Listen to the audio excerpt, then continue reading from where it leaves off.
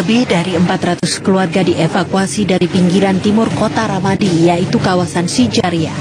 Di Sijaria, sejumlah anggota ISIS masih bertahan. Pasukan Irak pun ingin memastikan seluruh kawasan Ramadi benar-benar bersih dari ISIS. Kini, kawasan Sijaria dinyatakan benar-benar terbebas dari ISIS. Sementara itu, para pengungsi dipastikan berada di tempat yang aman. Mereka dibawa melalui jalur-jalur yang telah dibuka pasukan Irak. Para pengungsi juga diberikan bantuan bahan pokok selama di pengungsian. Pemerintah Irak menyatakan Ramadi akan diserahkan sepenuhnya pada polisi setempat dan pasukan Sunni. Begitu dipastikan Ramadi benar-benar aman. Ramadi direbut ISIS tahun 2015 setelah ditinggalkan pasukan pemerintah pada bulan Mei. Namun kini pasukan Irak yang dilatih dengan lebih baik oleh Amerika Serikat berhasil merebut kembali Ramadi.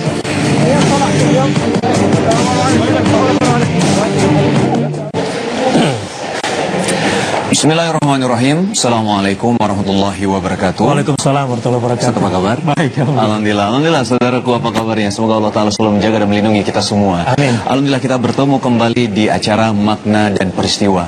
Satu acara yang dimana kita akan membahas peristiwa-peristiwa di kehidupan kita sehari-hari dan akan kita ungkap maknanya. Dan hari ini tema kita adalah pesantren diawasi. Apakah menjadi solusi? Ustaz, gimana? Ya, kemarin ada sekolah mengajarkan pornografi. Apakah kemudian sekolah itu harus diawasi semuanya? Baik. Pastinya memang ada oknum di sini yang mengatasnamakan pesantren atau dianggap sebagai sebuah pesantren. Secara historis, sebetulnya para kiai, para santri itu termasuk founding father negeri ini yang memerdekakan bangsa ini. Kalau kaum nasionalis kita kenal mempunyai gerakan yang bernama Pembela Tanah Air atau PETA, maka Hizbullah di situ ada Hashim Asy'ari, Kiai, ada Syekh Wahid Hashim, Kiai Haji Imam Zarkashi, juga kiai-kiai dari Tegal Sari yang mendirikan Hizbullah. Nah, inilah kemudian menjadi cikal bakalnya Tentara Nasional Republik Indonesia atau TNI sekarang dari Hizbullah itu. Pesantren itu apa sih? Dalam persepsi kami, saya sebagai orang pesantren, pesantren itu adalah adanya seorang kiai yang menjadi sentral figur secara karismatik dan keilmuan, maka datanglah santri ke sana. Dan pusat didikannya itu adalah di masjid. Karena santri yang datang tidak cukup lagi menginap di rumah kiai, maka dirikanlah pondokan-pondokan di sekitar rumah kiai. Jadilah pesantren. Nah, yang diajarkan apa di dalamnya adalah tentu tafaqquh fid din. Mereka mendalami ilmu-ilmu al-Islam untuk memberikan pengarahan kepada manusia setelah itu. Liunziru qaumahum idza raja'u ilaihim. Setelah mereka tamat dari pesantren, mereka kemudian memberikan pengarahan-pengarahan tentang agama kepada masyarakat. Insya Allah baik sekali ya, manfaat ketika kita ada di pondok pesantren, Ustaz ya. Dan saudaraku, insya Allah nanti akan kita kedatangan dua narasumber kita, tapi sebelumnya kita saksikan dulu tayangan yang berikut ini.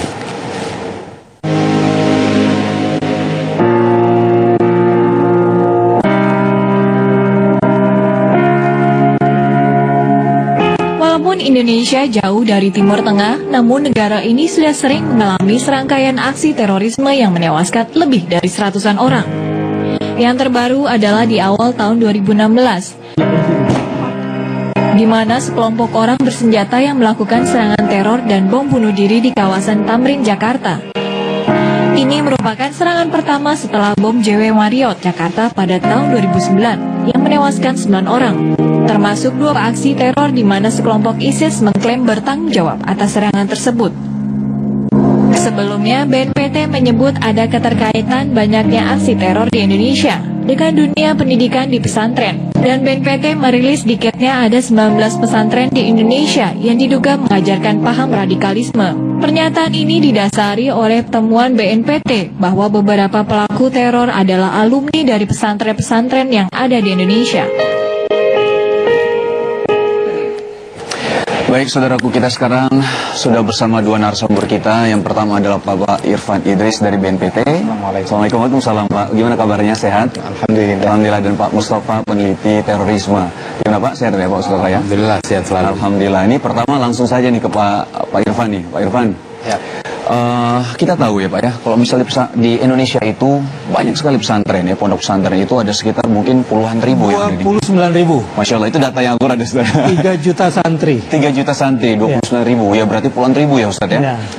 Pak Irfan ya. Nah, sebenarnya kan ada memang kita tahu beritanya bahwa memang ada wacana dari BNPT mengawasi dan mengatakan bahwa memang ada 19 pondok pesantren yang terindikasi terorisme, radikalisme, ajaran radikal gitu. Nah, ini sebenarnya alasan dari BNPT itu kenapa sih Pak tiba-tiba mengeluarkan statement seperti itu Pak? Jadi baik begini, Badan Nasional Penanggulangan Terorisme memiliki 2 strategi dalam meminimalisir kelompok-kelompok radikal dan mencegah munculnya aksi teror, yaitu deradikalisasi dan kontraradikalisasi. Deradikalisasi ini dikhususkan kepada napi teroris yang ada dalam lapas dan di luar lapas, ya, yang ingin beraksi seperti Senakin tempo hari. Kemudian kontraradikalisasi yaitu ditujukan kepada masyarakat usia muda agar jangan dengan mudah terpengaruh dengan paham-paham yang mengatasnamakan agama dengan menggunakan kekerasan. Menggunakan kekerasannya ini yang tidak tepat. Nah, pada tahun 2014 awal, bahkan tahun 2000-an awal, sebuah lembaga yang namanya PAKAR, Pusat Kajian Radikalisme dan Deradikalisasi, melakukan sebuah penelitian tanpa keterkaitan dengan lembaga BNPT, itu menemukan 102 pondok yang terindikasi. Jadi istilahnya terindikasi karena oknum di dalamnya, bukan pesantrennya saya kira. Nah, setelah kita ketemu dan Bappenas menemukan angka itu, Bapak Sekjen Kementerian Agama ketemu dengan Bappenas juga menyatakan apa standarnya, harus jelas agar jangan dituding semua pesantren yang disebut Ustadz tadi puluhan ribu. Itu yang terdaftar. Ya, mungkin versi Kemenak juga ada mungkin pesantren juga yang tidak terdaftar. Nah, misalnya yang tidak mau menggunakan kurikulum Kementerian Agama yang mengajarkan, memang ada seperti itu juga. Nah, pada tahun 2014 ada program nasional pencegahan terorisme. Kita menyisir semua lembaga-lembaga yang terinfiltrasi, yang diduga ada oknum menyalahgunakan, mau memanfaatkan. Karena diungkap tadi Ustaz Bakhtiar, pesantren itu adalah tipikal pendidikan keislaman yang ada di Indonesia, bahkan negara lain yang ingin meniru. Di situ semua santri 24 jam diajarkan, ada kiai, ada masjid, ada pembacaan kitab, ada dan lain-lain sebagainya, betul-betul mempersiapkan mereka menjadi ulama intelek dan intelek ulama. Nah, adanya oknum-oknum seperti itu ditemukan oleh Dewan tadi ini, pusat studi ini, kita sampaikan tolong disisir ulang. Jangan-jangan pada saat Anda meneliti memang ada orang, misalnya ada oknum mampir, tetapi sekarang sudah tidak bisa kita cap itu jadi pesantren radikal. Makanya kita katakan terindikasi. Jadi bukan mengawasi seperti penjahat, tidak, tetapi kita kan berada di bawah naungan NKRI, ya. Tentunya sistem pendidikan, manajemen pendidikan, kurikulum pendidikan harus berpadu antara pendidikan ke pesantren model tradisional, ya, membaca kitab, duduk bersila di masjid di depan para kiai, dengan kurikulum modern yang mengajarkan interdisipliner, sosiologi, mungkin antropologi, kemudian ilmu-ilmu lainnya yang memperkuat dan menggali kajian-kajian yang lebih dalam terhadap agama, yang akhirnya nanti alumni-alumni pesantren itu akan menghilangkan sekat antara ilmu agama dan ilmu umum. Akan tidak ada lagi istilah misalnya ilmu agama, ilmu umum. Itu kan hanya kemasan yang diciptakan oleh para penjajah dulu agar umat Islam itu hanya tinggal di masjid saja, ya. Padahal yang namanya ilmu itu kita harus dalami semua untuk bagaimana memperbaiki kehidupan kita. Jadi program deradikalisasi itu adalah bagaimana menjadikan sekelompok orang atau pribadi yang sangat radikal, yang menggunakan kekerasan, menggunakan potongan-potongan ayat untuk menyelamatkan dan melegitimasi perilaku dan perbuatan mereka, atau perilaku atau perbuatan yang terjadi di negara-negara seperti yang kita saksikan, anarkisme, ya, dan lain-lain sebagainya. Itu tidak menjadi justru pembenaran, karena di pesantren itulah bisa terjadi plus minus, tinggal kita bagaimana pembinanya, karena 24 jam santri kita bina. Ya, tentunya kita harapkan menjadi seperti the founding father, kiai, ulama. Boleh sedikit saya potong Pak ya. Seperti itu. Iya. Ya. Kurikulum pesantren itu dari dulu sampai sekarang tidak berubah sebetulnya. Oh iya. Saya di alumni Gontor, ya. Dulu di Gontor itu kita dituduh tidak mau tunduk pada asas tunggal. Sampai sekarang kemudian dibenarkan dan diterima, dan alumninya menjadi ketua MPR sejak zaman Idam Khalid, Hidayat Nur Wahid, sampai Menteri Agama, Pak Din gitu ya. Samsudin. Ya, Pak Din Samsudin. Jadi nggak ada yang salah sebetulnya ketika melihat pesantren secara utuh. Nah, persoalannya adalah nanti ketika deradikalisasi memandang pesantren dari sudut pandang yang bukan dari sejarah pesantren itu didirikan. Ini nih saya kira jadi persoalannya. Kemudian ketika kurikulum misalnya harus disesuaikan dengan cara pandang yang bukan orang berkompeten di dalamnya. Misalnya sekarang ini saya setuju bahwa jangan sampai agama saja, tidak belajar umum, ya. Tetapi sekarang ini memang sudah terlanjur didikan sejak SD seperti itu. Karenanya pesantren harus menjadi pusat tafaqquh fiddin, baru kemudian tambah sedikit ilmu sains, tambah lagi teknologi. Setelah keluar mereka dari pesantren di kampus, barulah mereka kemudian bertarung. Karena memang di pesantren itu tempatnya menanamkan ideologi, ya, tafaqquh fiddin gitu. Ini barangkali sebuah sudut pandang supaya nanti teman-teman di BNPT melihatnya, atau para penyidik atau penelitinya ini kemudian bisa lebih objektif gitu. Ya, ditambah lagi kemudian, kalau dulu istilahnya kita ada pesantren tradisional, ada pesantren modern, kemudian sekarang karena perkembangan zaman, ada juga yang memasang pelang hanya pesantren tapi tidak ada santrinya. Nah, ini kan juga kita waspadai, jangan-jangan seperti itu yang mengatasnamakan pesantren, tetapi ternyata tidak cukup syarat untuk disebut jadi pesantren. Tidak ada kiai, tidak ada pembacaan kitab kuning di dalamnya, tidak ada masjidnya, hanya kayak SMA yang dipondokkan. Nah, itu berarti oknum tuh Pak ya. Jadi ada 29.000 pesantren, 3 juta santri. Gontor saja itu ada 400 sekarang, 400.000 santrinya dengan linknya itu. Ini cukup kuat. Tapi saya juga lihat di Jawa Barat itu ada pesantren tapi isinya sapi semua. Memang ada oknum di sini, ya, yang sebetulnya itu bukan pesantren. Nah, cuma terlanjur dirilis 19 pesantren terindikasi radikal. Waduh, jadi semua pesantren jadi kena gitu. Ya, baik, gitu.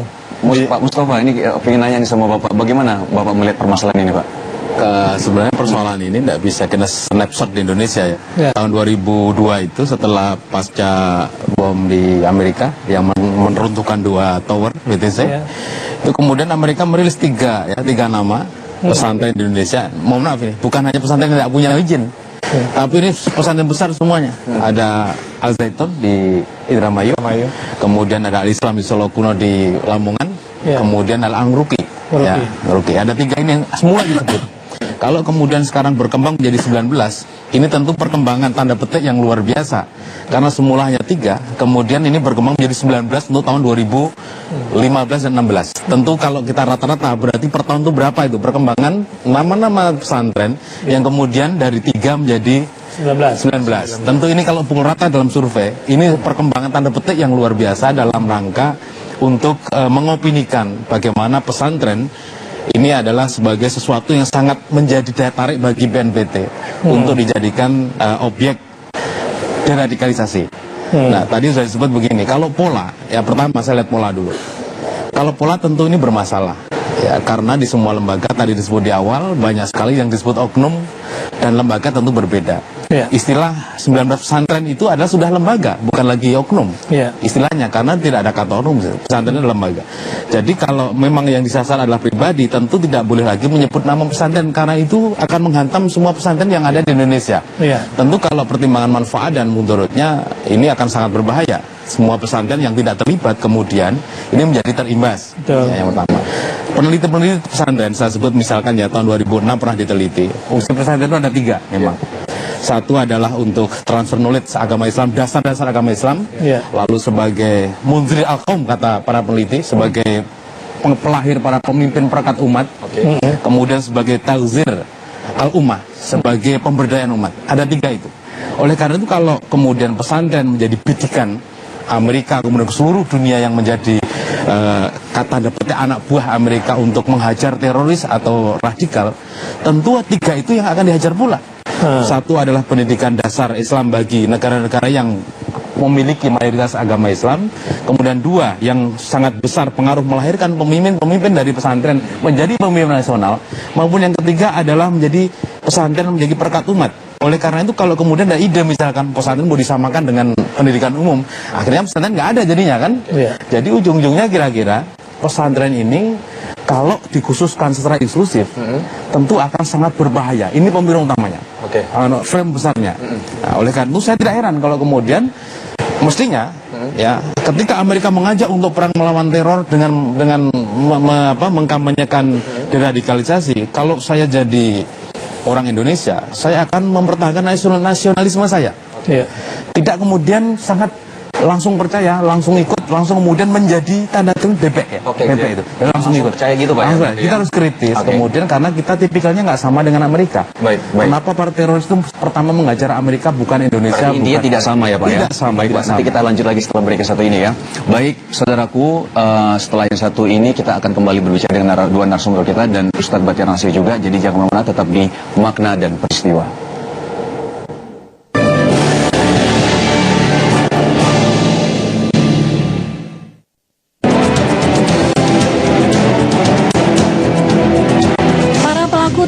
Percaya terorisme adalah cara yang paling efektif untuk melakukan revolusi politik maupun sosial dengan cara membunuh atau menebarkan ketakutan kepada masyarakat. Hal inilah yang mendasari lahirnya BNPT bahwa terorisme merupakan ancaman nyata dan serius yang setiap saat dapat membahayakan keamanan bangsa dan negara. Ditambah lagi, mereka telah terorganisasi secara sistematis dan memiliki jaringan yang luas, sehingga memerlukan penanganan secara terpusat, terpadu, dan terkoordinasi.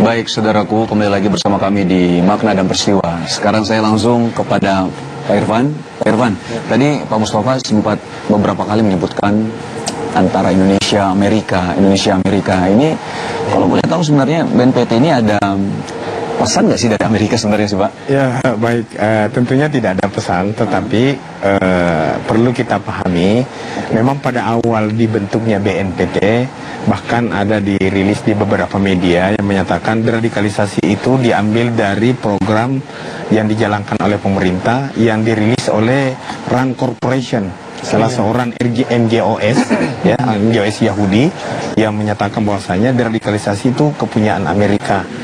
Nah, istilahnya itu deradikalisasi sebenarnya di Singapura itu digunakan disengagement. Kalau kita di BNPT kita mengupayakan mengganti dengan pembinaan. Isinya mungkin kita ganti, casingnya oke, mungkin deradikalisasi karena itu bahasa undang-undang. Tetapi itu kita harus pahami secara komprehensif. Mungkin di sana isinya lain, tidak menggunakan pendekatan keagamaan, pendekatan psikologi, pendekatan kekeluargaan, bagaimana kita dekati Umar Patek, bagaimana kita mendekati napi-napi teroris yang hampir 97 keluar di tahun 2015 yang mengalami transisi yang akhirnya ada di antara mereka yang radikalnya menemui aja kita tidak mau seperti Sunakin dan teman-temannya.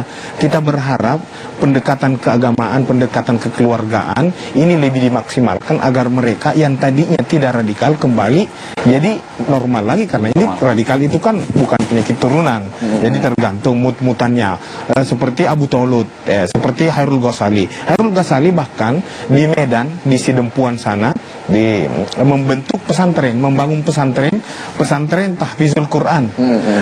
Ada 10 santrinya orang tuanya sedang di dalam penjara, anak-anaknya diajari pesantren. Ini Hairul Ghazali yang bergabung dengan perampokan Baniaga di Medan tempo hari dan sudah keluar dan membangun pesantren. Nah, ini lagi satu kendala, masyarakat belum siap menerima. Masyarakat juga harus memahami bahwa dia sudah bertaubat, sudah 2 kali melapor ke kami, bahwasanya pelang pesantrennya dicabut sama masyarakat karena tidak mungkin katanya teroris bingung bangun pesantren. Jadi dia sangat ini sudah diletakkan batu pertama masjidnya, dan saya sudah komunikasi dengan Pak Menteri Agama agar pembangunan masjid dan asrama itu diperkuat karena mereka mengumpulkan anak-anak yang duafa dan orang tuanya tidak ada.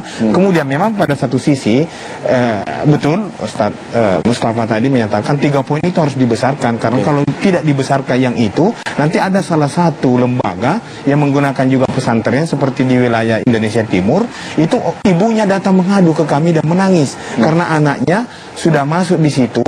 Awalnya dia tertarik karena menghafal Quran, ternyata baru beberapa bulan kemudian sudah mengupload foto ke orang tuanya lewat WA angkat senjata. Usianya 13 tahun. Sekarang dia kafirkan ibunya karena tidak bergabung dengan daulah. Menangis ibunya. Dia mau tarik putri, ternyata mau tarik putrinya tidak bisa oleh pimpinannya karena yang masukkan di situ orang tua bapaknya karena sudah divorce, sudah pisah. Bapaknya yang gabung ke kelompok itu. Kemasannya itu memang pesantren, lagi-lagi dikriminalisasi pesantren. Jadi kita mau menyisir agar apa yang kita harapkan, apa kurikulum apa yang dicanangkan dari awal yang melahirkan tokoh-tokoh bangsa seperti itu on the track. Jangan ada oknum yang mampir hanya karena dia lihat ini potensi nih, bisa ada santri yang bisa kita ajari ini begini. Memang dasarnya kitab gundul umpamanya, kitab kuning ya diambillah misalnya kitab-kitab Sayyid Qutb umpamanya. Tafsiran kitab-kitab seperti itu yang ditafsirkan pada masa perang tentunya tafsirannya sangat keras, kurang tepat digunakan di wilayah damai seperti Indonesia. Nah, inilah juga kita menggunakan program seperti ini. Kalau Ustaz Mustafa tadi mengatakan ada perkembangan dari 3 menjadi 20 atau 19, tetapi perspektif peneliti yang kita ajak tempo hari pakar itu bahkan dari 102 setelah disisir menjadi 19. Di Amerika sendiri itu yang buat dari luar ya? Ya, dari luar. Tim peneliti dari Indonesia teman, tapi dia melakukan kajian di Singapura. Nah, itu diminimalisir jadinya tinggal angka itu. Tetapi pasca bom Bali WTC tempo hari 9/11, tudingan Amerika bahwasanya Islam teroris, pesantren itu sarang teroris, itu semua yang terpatahkan. Karena kenapa? Tidak sedikit masyarakat Amerika yang tidak percaya omongan pimpinannya yang mengatakan Islam teroris. Orang Barat yang kami temui di Washington karena kita mengikuti pelatihan eksekutif anti teror, itu tidak percaya. Akhirnya dia lari ke toko buku, lari ke perpustakaan, mencari Islam teroris. Yang dia temukan adalah Islam rahmatan lil alamin.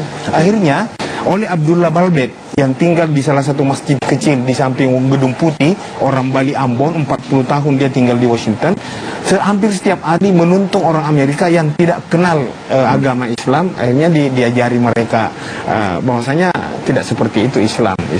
Makanya kita sayangkan kalau ada oknum yang mau menyalahgunakan pesantren. Olehnya itu bukan mengawasi. Jadi orang tua nggak usah takut lah. Nggak usah orang takut ke pesantren gitu ya. Ustadz alumni pesantren, saya juga alumni pesantren. Ya intinya itu kita mau bicarakan bahwa memang ada yang mengatasnamakan nih. Dan mudah-mudahan kita semua tidak tergiring opini. Dan orang tua masyarakat tidak perlu takut lagi lah dengan pesantren gitu kan. Tapi dengan ada berita seperti ini kan bukannya ini ya Ustaz ya, dalam arti ketika memang yang tadi kita bahas bahwa ada indikasi yang 19 pesantren ini bukannya membuat orang-orang jadi orang tua terutama. Orang tua terutama yang menganggap jadi aduh ini pesantren anak saya atau enggak ya gitu. Adapun yang mau masukin pesantren kan itu waktu pas daftar pesantren tuh Ustaz. Pas kan hampir mau masuk pesantren gitu. Jadi kan sebenarnya harapan itu harusnya dua pihak harus sejalan. Misalkan kalau misalkan BNPT, Pak Baitar Nasir mengharap pesantren tidak ada di tunggangan-tunggangan, tidak ada orang yang mengatasnamakan pesantren untuk berbuat teror. Begitu pula lembaga-lembaga negara tidak boleh mengeluarkan statement yang mudah sekali, yang itu nanti berefek pada negatif pada pesantren. Itu yang lebih penting juga. Sehingga ketika harapan kepada masyarakat untuk tidak mengatasnamakan pesantren untuk berbuat teror, maka istilah-istilah yang tidak perlu dalam rilis pemerintah, dalam hal ini BNPT misalkan, juga nggak perlu. Misalkan pesantren nggak perlu. Semua lembaga yang radikal harus diawasi, tidak khusus pada pesantren. Perkara nanti dalam teknis misalnya, pesantren menjadi fokus khusus itu terserah, tetapi dalam publish Ini sangat berpengaruh. Ya. Karena psikis masyarakat itu benar-benar sangat terpengaruh dalam penyebutan nama-nama ini. Ya. Misalkan disebut Al-Wahdah, Wadah Islamiyah disebut. Ya, ini juga Tentu Wahdah saja. Islamiyah, oh, Wahdah Islamiyah ini disebut sebagai teroris. Ini pesantren teman saya, Ustadz Muhammad Zaitun, tetangganya beliau juga. Setahu saya Nggak selama ada saya sama meneliti sekali. juga nggak pernah ada Wadah. Iya, Oh, memang pernah disebut. pernah disebut terakhir sebagai teroris gitu kan, Jadi atau radikalis. pekan lalu Ustaz Iya. Zaitun sudah berkunjung ke BNPT, bertemu Iya. dengan pimpinan, Iya. subpimpinan, mulai kepala deputi dan para direktur. Iya. Kita duduk bersama menyelesaikan persoalan itu dan ada miskomunikasi. Oh, miskomunikasi. Ya, jadi pada saat terjadi pada data yang lalu itu ada memang yang pernah mampir di sekolah mondok di situ, Nah. kemudian bergabung di pelatihan Aceh. Oh. Nah, itu sudah tidak ada. Oh. Tetapi yang disampaikan kemarin kebetulan kami bertemu dengan unsur pimpinan di Makassar Wahdah Islamiyah, Pangdam 7 Rabuana Pak Majen Agus Ya, mengingatkan betul. Bagus. secara internal dan secara eksternal. Ya. Secara eksternal kita perlu klarifikasi, kita perlu bersihkan, dan secara internal pimpinan pesantren seperti WI juga harus memantau jangan-jangan ada orang yang mengatakan atau ada pengikut yang belum tahu secara komprehensif misi organisasi atau pesantren itu langsung mengatasnamakan. Iya. Akhirnya mencap bahwasanya ini lembaganya, padahal oknum yang baru mengenal pesantren itu lembaga itu. Jadi Wahdah Islamiyah menurut BNPT bukan teroris ya? Ya. Iya, bukan Ya. ya? Yang nggak terindikasi kan? Bukan. Ya, terindikasi, tapi kan memang karena tadi ada satu ini ya. Ya, Pak, Jadi ya. saya lihat begini Pak Irfan, itu beberapa memang gini, ulama-ulama kita terlalu lurus gitu. Iya. Di Tulungagung itu ada pesantren Muhammadiyah juga, yang mereka didatangi oleh seseorang yang ingin nginep karena kemalaman. Iya. Lalu dia mengaji di situ, tahu-tahu dia ditembak oleh Densus. Itu kalau tidak dibantu oleh organisasi Muhammadiyah itu, dia udah tercap tuh pesantren Muhammadiyah sebagai pesantren teroris karena pernah diinapi. Padahal itu dalam sidang kemudian terbukti ternyata dia tidak sama sekali tidak kenal, hanya karena dia mampir ke masjid itu nginep satu malam, kemudian dia ditembak oleh Densus di pasar ketika diantar oleh pengurus Muhammadiyah. Lalu itulah opini-opini semacam ini kalau tidak dikelirkan ini akan menjadi labeling kepada pesantren yang tidak terlibat. Iya, Nah, iya. ini yang bahaya sebenarnya kan Pak. Ya. Dalam arti kita ada beberapa orang akhirnya dicap gitu. Sama halnya ini, sama halnya dengan Frederick yang bom Prancis, Oke. kan pernah mampir di Bandung, Oke. di Jawa Barat, ada salah iya. satu pesantren. Pesantren di Oke. Jawa Barat. Ya pimpinannya juga tidak tahu menerima tamu kan, Oke, ya, oke. menghargai tamu. Ini Kita tidak menarik tahu sekali. punya misi atau tidak. Iya. Ya, makanya kita harus tabayun. Ya harus tabayun, itu yang paling penting. Iya.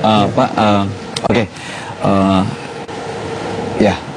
Sekarang kita tersambung telepon ya, line telepon dari Pak Hafid Fahmi. Hamid Zarkasi. Fahmi. Beliau adalah wakil rektor Di Gontor. dari Gontor.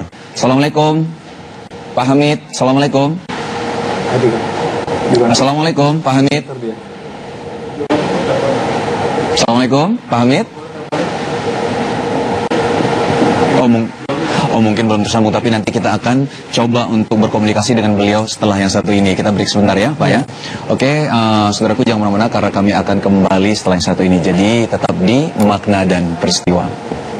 Iya.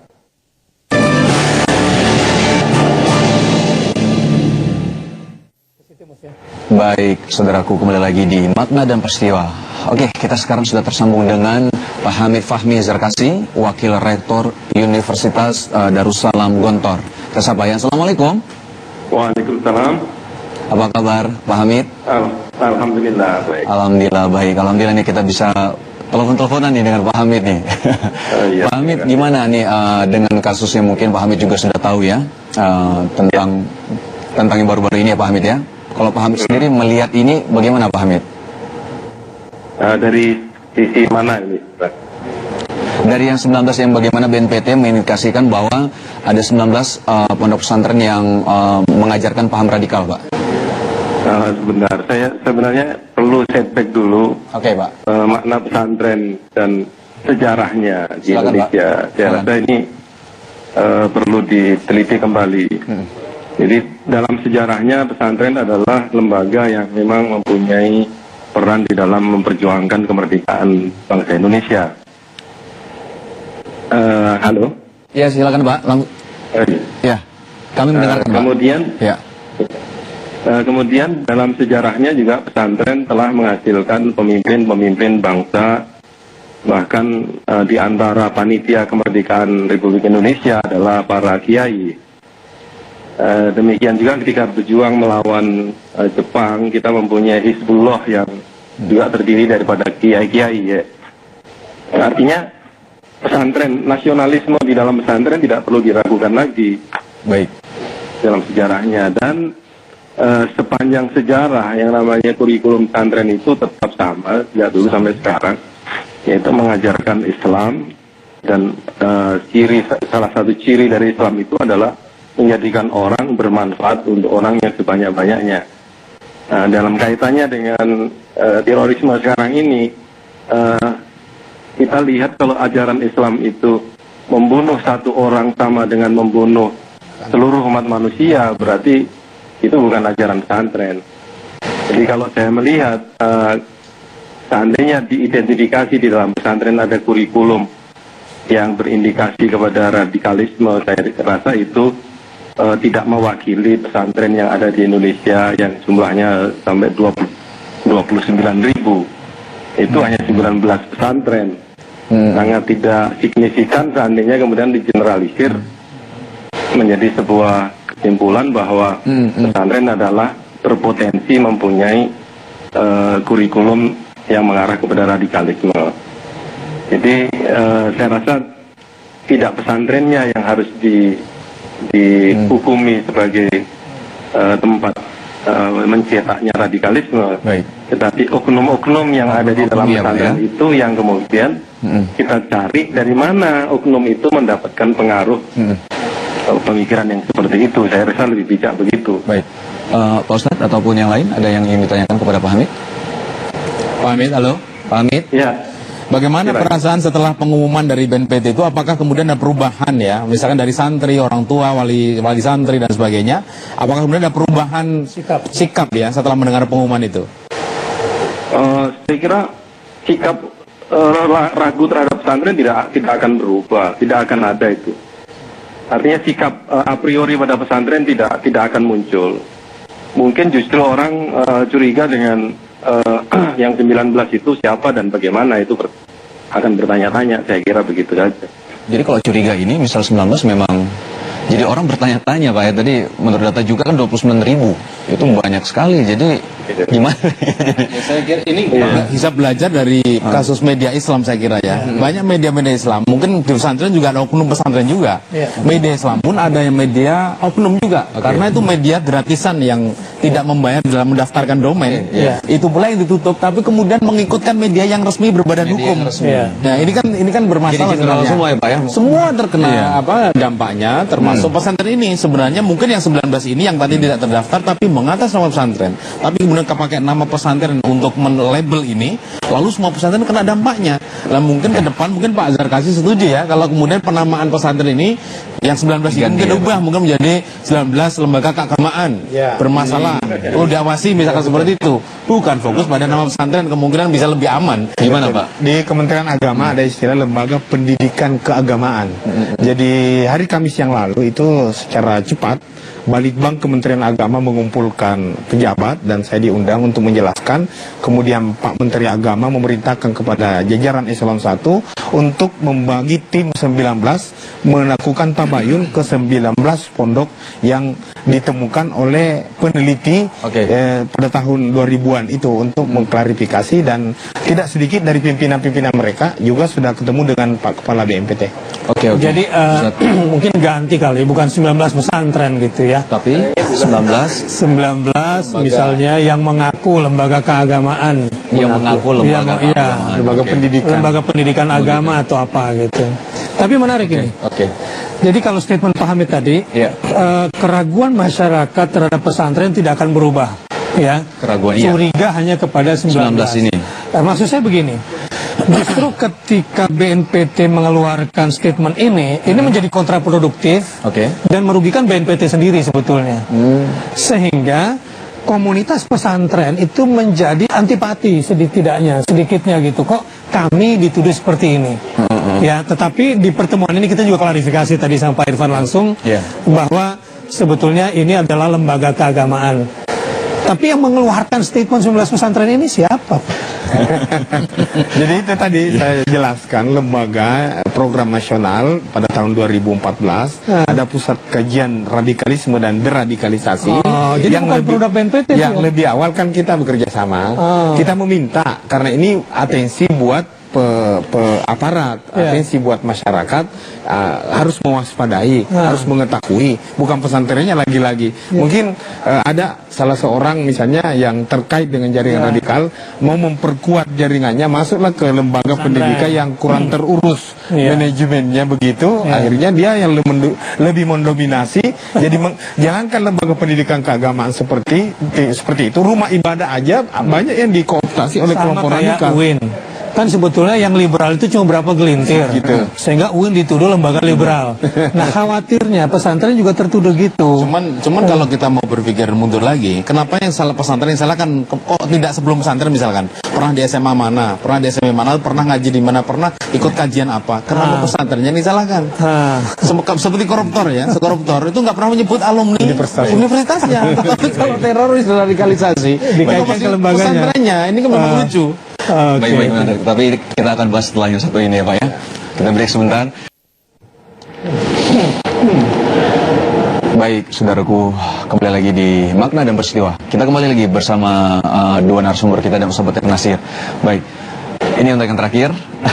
Mungkin Pak Irfan dulu, kesimpulannya Pak. Saya kira agar lebih bermakna sesuai dengan judul acara kita, lebih bermakna pertemuan kita ini, kita berharap agar oknum yang menyalahgunakan lembaga pendidikan keagamaan ini perlu kita waspadai, dan lembaga-lembaga pendidikan keagamaan yang cukup tenar dan menghasilkan tokoh-tokoh bangsa kembali memperbaiki bagaimana jaringan yang ada, kita perkuat, dan bagaimana mencerahkan santri-santri kita seperti aturan yang kita sepakati bersama, dan akan tidak ada lagi angka yang kita sebut bahwasanya ini terindikasi karena kita membuat kita aware, membuat aware masyarakat, membuat aware aparat, membuat aware pemerintah dan terutama BNPT di dalam menggandeng seluruh komponen bangsa dalam mewaspadai adanya niatan atau kemungkinan menyebarkan paham-paham yang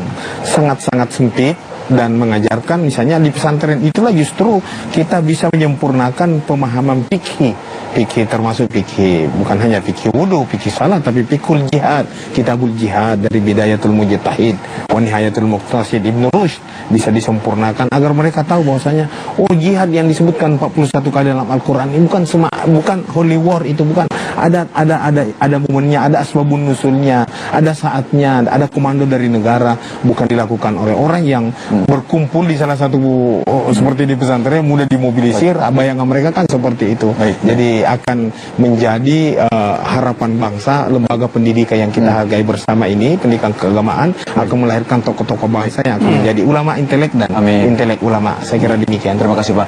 Mungkin untuk Pak Mustafa sedikit dan jelas Pak, singkat dan jelas. Ya, selama ini pesantren nggak ada masalah ya. Selama ini sebelum ada isu terorisme kita nggak ada menemui persoalan pesantren. Oleh karena itu kita berharap kalau memang harapan BNPT supaya tidak ada yang mengatasnamakan pesantren untuk berbuat teror, maka BNPT juga tidak boleh langsung mempercayai seseorang atau lembaga yang mengatasnamakan pesantren untuk berbuat teror. Karena kalau ini mudah dipercaya, mudah mempercayai, mudah melabel, ini nanti akan dampak kerugiannya lebih besar. Oleh karena itu, karena peristiwa terorisme ini sangat banyak misterinya, kita tentu harus banyak tabayun sesuai yang Anda bilang tadi, harus cross check supaya publikasi ya semua informasi yang keluar dari lembaga negara itu tidak berdampak negatif, tidak merugikan masyarakat umum yang selama ini kita mayoritas muslim di Indonesia itu mempercayai pesantren sebagai lembaga yang mendidik orang Islam mulai dari dasar hingga menjadi tokoh-tokoh nasional. Ini sangat penting. Baik. Ustaz. Dunia secara konsep ekonomi itu gagal sudah, kapitalisme. Pemikiran liberal ketika ilmu lepas dari ideologi agama juga sudah menunjukkan kegagalannya di dunia ini. Dunia sekarang kering dari makna. Tidak ada yang pernah menduga bahwa ajaran Rasulullah dari Jazirah Arab yang sangat terpencil, tandus, dan terkesan primitif kemudian merubah peradaban dunia. Di Indonesia, pesantren salah satu sebetulnya penyebab bangkitnya peradaban Indonesia dan lahirnya peradaban yang damai ini. Jadi pesantren harusnya mendapatkan dukungan, harusnya mendapatkan banyak perhatian dan pembelaan. Baik. Jadi pesantren harus tetap bangkit dan terus diperbanyak. Baik, alhamdulillah. Baik, saudaraku, tidak terasa kita sudah di akhir acara ya. Terima kasih untuk Pak Irfan, Pak Mustafa, terima kasih ya. Ustadz, terima kasih juga atas ilmunya. Insya Allah ya, besok kita akan bertemu kembali ya. Jadi jangan lupa untuk saksikan terus Makna dan Peristiwa setiap Senin sampai Jumat pukul 8.30. Akhir kata, saya Teguh Wisnu. Terima kasih. Assalamualaikum warahmatullahi wabarakatuh. Waalaikumsalam warahmatullahi wabarakatuh. Dari kantor di sini. Terima kasih banyak Pak Irfan. Berbatasan Suriah Turki, warga Aleppo terlihat berduyun-duyun mencari tempat yang aman. Mereka berlari dari serangan gencar di Aleppo yang membabi buta. Mereka merasa tak ada pilihan lain selain berlari ke perbatasan Turki untuk menyelamatkan diri. Mereka sangat merasakan serangan yang dilakukan tentara Suriah dan Rusia di Aleppo sudah benar-benar mengancam jiwa. Sementara pekerja kemanusiaan menyatakan kota Aleppo akan segera jatuh ke tangan pemerintah Suriah sepenuhnya. Perdana Menteri Turki Ahmet Davutoglu menyatakan 15.000 orang meninggalkan Aleppo dan tiba di perbatasan Turki. Namun media-media menyebut jumlah pengungsi Suriah jauh melebihi angka itu. Para pengungsi memohon pada negara-negara Arab dan negara lainnya untuk membuka mata pada mereka. Di sisi lain, Turki menginginkan Presiden Bashar al-Assad lengser, dan hanya dengan cara itulah perdamaian di Suriah bisa terwujud. Turki sendiri telah menampung 2,5 juta pengungsi Suriah sejak perang saudara membara.